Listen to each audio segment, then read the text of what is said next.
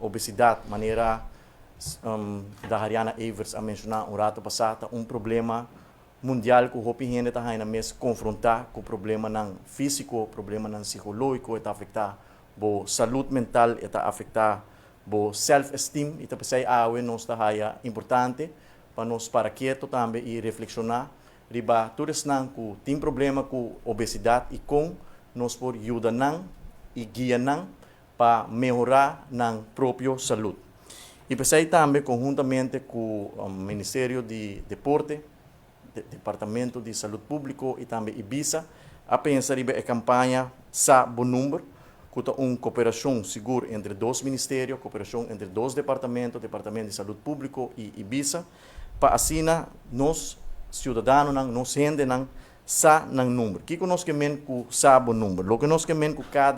com sa bom número, queremos com cada pessoa, mesmo por sa, se não peso está ok, se não está sobrepeso, ou não tem problema com obesidade. E 1 de março aqui nós que põe enfoque especial riba prevenção de saúde e muito especialmente foco riba a problemática de obesidade, maneira que nós avisa também está afetando a pessoa na rua e também mundialmente. E para que sei, DVG lança seu website caba e riba o website aqui nós também temos BMI calculator. O BMI calculator é Body Mass Index Calculator e via o calculator aqui cada pessoa pode subir o website e também pode pôr no social media também e calcular para o mês a base de na estatura e a base de na peso, se não peso está ok, se não está sobrepeso ou não está obeso. O indicador aqui é importante, para a hora me está importante para cada pessoa. Riba na mês, toma um passo, toma ação para melhorar na própria saúde, para nós quer lançar a campanha aqui para assim nós por conscientizar a comunidade de importância para cuidar do mês.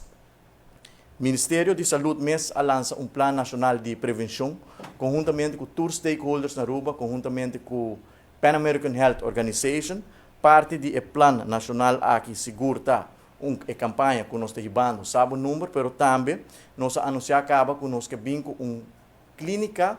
para ajudar a pessoa que tem problema com peso, muito especialmente a pessoa que